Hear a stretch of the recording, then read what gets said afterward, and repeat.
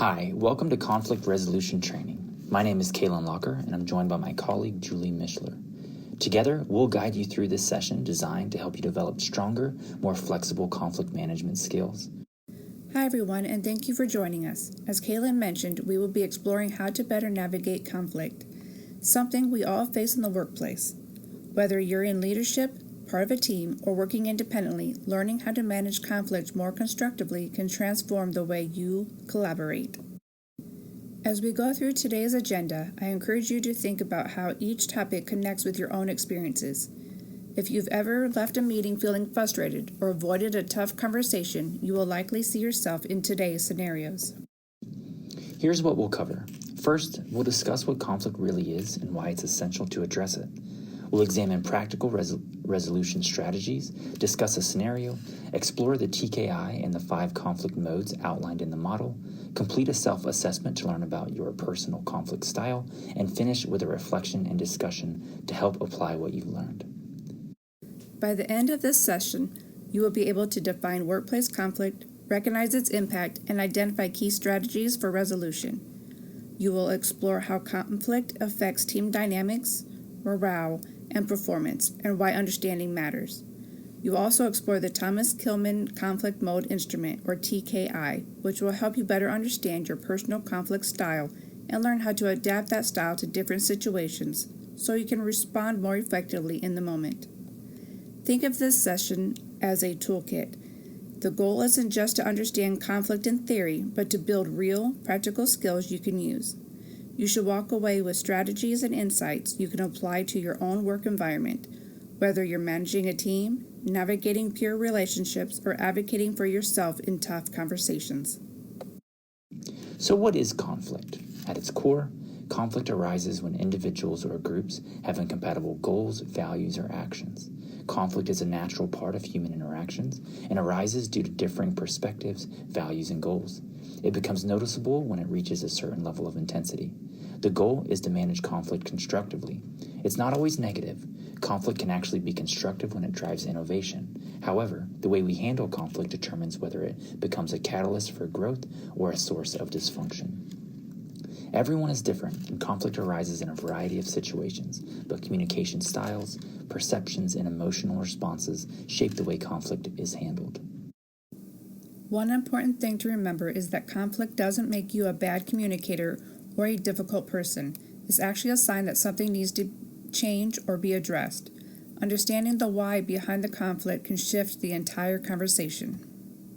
Castellini and colleagues found that negative workplace acts can lead to anxiety, depression, and other long-term effects. On the organizational level, poor conflict management reduces efficiency and collaboration and can even result in legal risks. Addressing conflict early preserves trust and morale.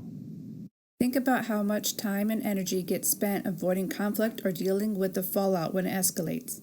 Addressing it early not only supports mental well-being, but it also protects relationships and team dynamics over time. The study by Castellini found that around 15% of employees reported being bullied at work, and that experience was strongly linked to increased anxiety, depression, and stress. When we leave conflict unaddressed, we're not only risking our team's morale, we're potentially contributing to long-term mental health issues. On screen here are 3 effective strategies to manage conflict.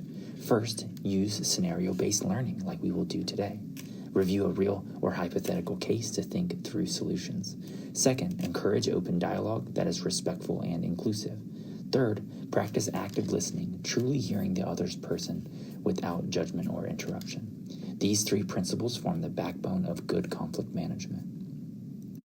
You don't need to be an expert to apply these strategies. With scenario-based learning, we train ourselves to think through conflict before it happens, which reduces the panic feeling. It's like rehearsing, not to script with what we're going to say, but to prepare our mindset. Open dialogue is just as powerful. When people feel safe enough to speak honestly, conflict often loses its edge. It takes intention to create a feeling of safety. Validating one's feelings, asking questions, or simply saying, "I want to understand your point of view," helps to create that feeling. Active listening is extremely important also.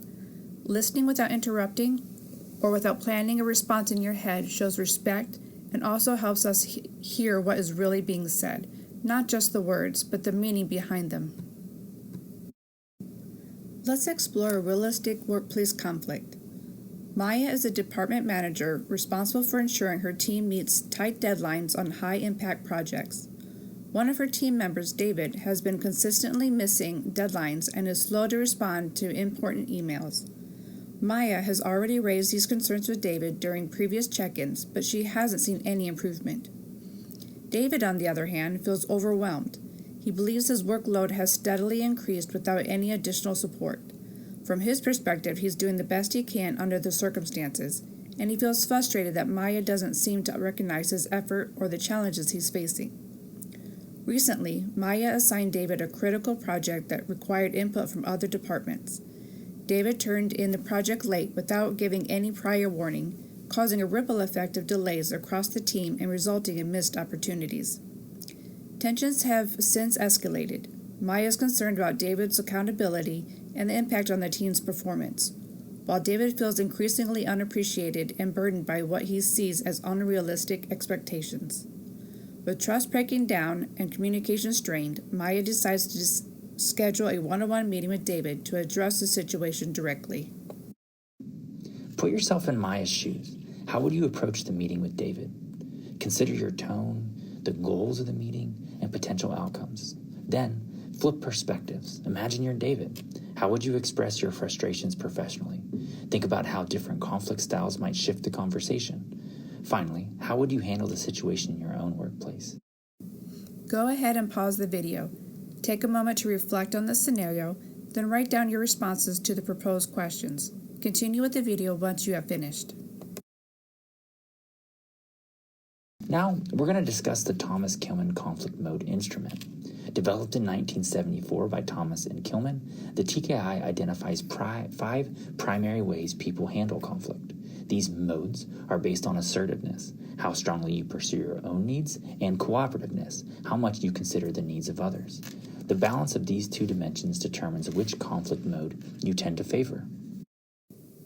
What makes the TKI so useful is that it doesn't label any one conflict style as good or bad.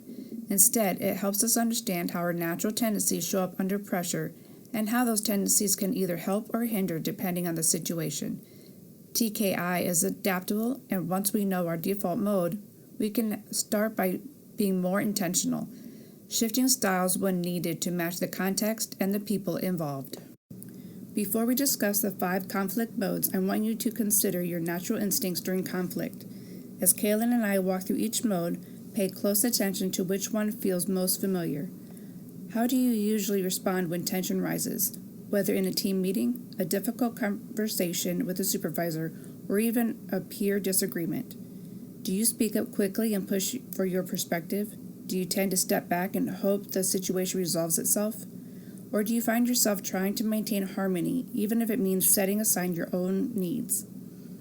These responses reflect different conflict modes, and none of them are right or wrong. Each has strengths and potential drawbacks depending on the situation. The key is becoming aware of your default style and learning how to adjust it when necessary to achieve the best outcome for you, the other person, and the team.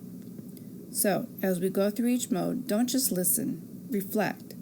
Consider how often you use each one and how it shows up in your workplace relationships. Let's talk about them a little deeper. Competing.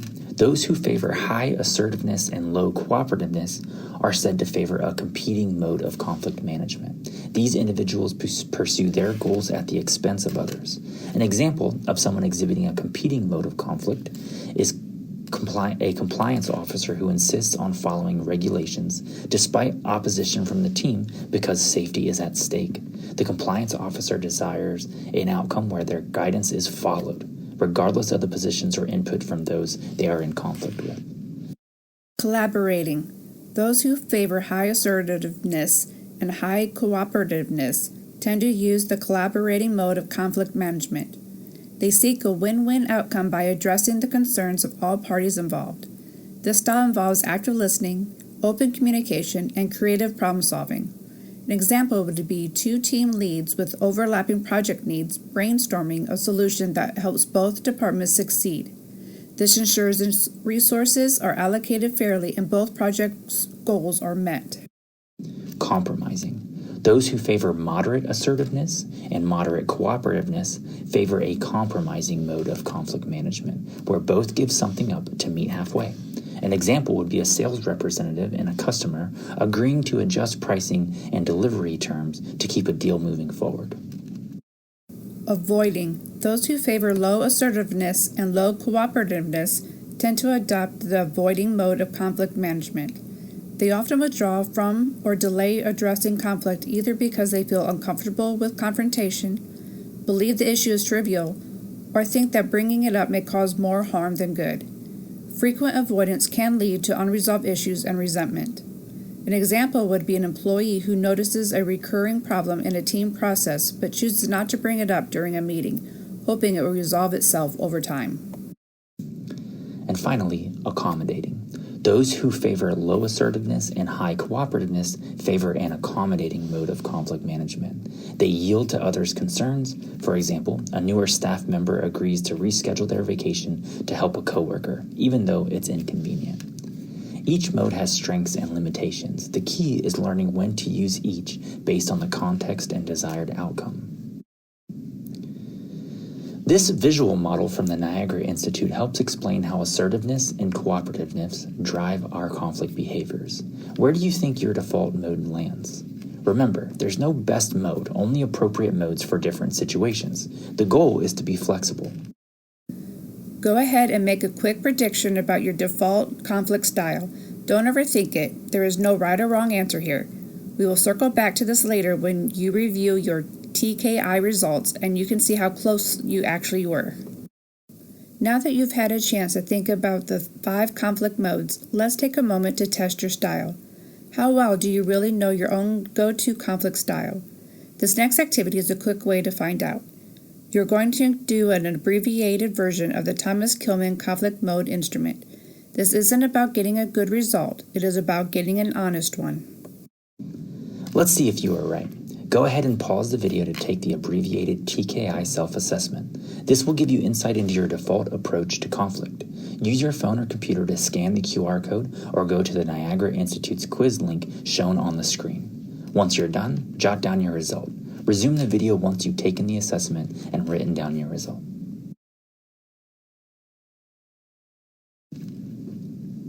Let's pause and reflect. Was your result from the TKI quiz what you expected? Did it match how you thought you'd approach the Maya David scenario? If not, think about why. Now, reflect on a recent workplace conflict. Was your mode effective, or would a different approach have worked better? Write down your conflict, the mode you used, and whether you think a different mode would have been better, and why. Once again, pause the video and take a moment to reflect on the different scenarios you were introduced to today. Then write down your responses to the proposed questions. Continue with the video once you have finished.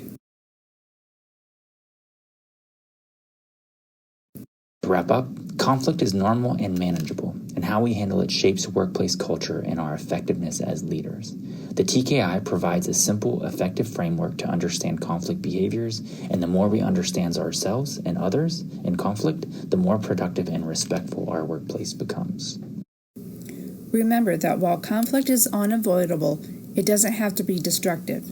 In fact, when managed well, it can lead to growth, better understanding, and stronger team dynamics. The TKI model gives us a clear and structured way to navigate conflict, offering insight into our natural tendencies and how we can adjust our approach for more positive outcomes. By being mindful of these approaches, we don't just manage conflict, we also build a workplace where collaboration, respect, and productivity can thrive. The more we practice and apply these tools, the more we foster a culture where conflict is seen as an opportunity for improvement rather than a barrier to success. All the material in this training is grounded in respected literature, including work by Rahim, Castellini, Grenny, and others. These references support the strategies and models discussed throughout this session. Thank you for participating in this conflict resolution training. We encourage you to continue exploring your conflict style and applying these techniques in your workplace. Conflict, when handled with awareness and skill, is not something to avoid, but an opportunity for growth. As you move forward, take time to reflect on the strategies we've discussed today. Pay attention to how you respond under pressure and how your style might shift depending on the situation or the people involved. Awareness is powerful, and it helps you choose your response rather than simply react. Think of conflict resolution as a skill set you can sharpen over time. With practice, you'll find it easier to navigate difficult conversations, create space for mutual understanding, and find solutions that work for everyone involved. Now, before you close out this session, we'd really appreciate your feedback. You can complete a brief training questionnaire to share your thoughts and reflections. Just scan the QR code you see on the screen using your phone's camera, or copy and paste the URL link into your browser. Whichever method you choose, it only takes a few minutes. Your input helps us improve this training and make sure it continues to meet the needs of learners like you. It also lets us know what resonated most and how we can continue to support your growth in future sessions. Thank you again for being here, for showing up with curiosity, and for being open to learning more about yourself and others. We hope you'll leave this session feeling equipped, empowered, and ready to approach conflict with greater confidence and care.